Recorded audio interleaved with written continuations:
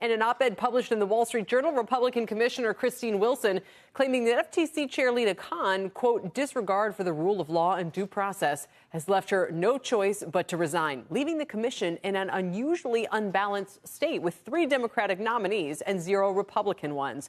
For more on what this means for the legitimacy of the FTC and its ongoing antitrust cases, we're joined by Bill Kovacic, Bill, former FTC Commissioner and Chair, and it's great to have you here. What were your thoughts as you saw all of this playing out over the past 24 hours?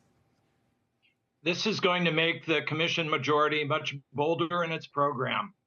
It's a tremendous relief not to have a well-informed insider who's going to call out every apparent error that you've made and invite opponents to shoot at the most vulnerable elements of your program. So it's going to push the commission in the direction of being more aggressive.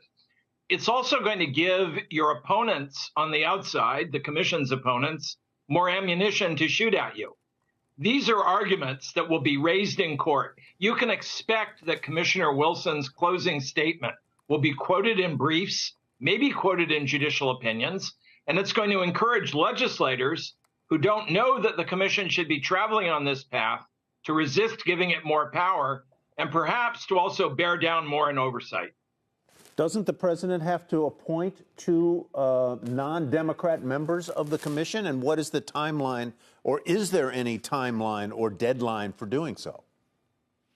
The president must appoint them. They cannot be Democrats, but there's no timeline. And my guess is that the president might be inclined to take a leisurely approach to filling those slots. And when they are filled, to pick someone who's not going to be aggressive in calling out apparent errors of the majority.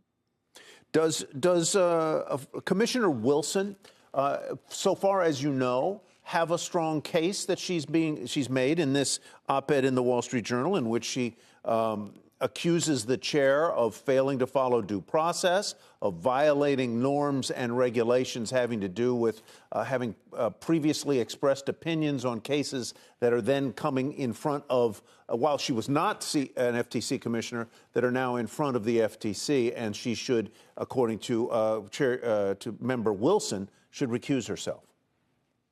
She raises some legitimate points about the operation of the commission, and these are points that are worthy of debate. What is striking to me is that she raises them in a particularly harsh way and seems to foreshadow that there would be a clear outcome in the resolution of those issues.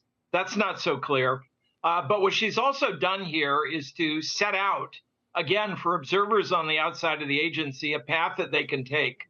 Whatever the ultimate disposition of those issues, you can be sure that Commissioner Wilson's arguments will be cited to the courts, will be raised before the Congress.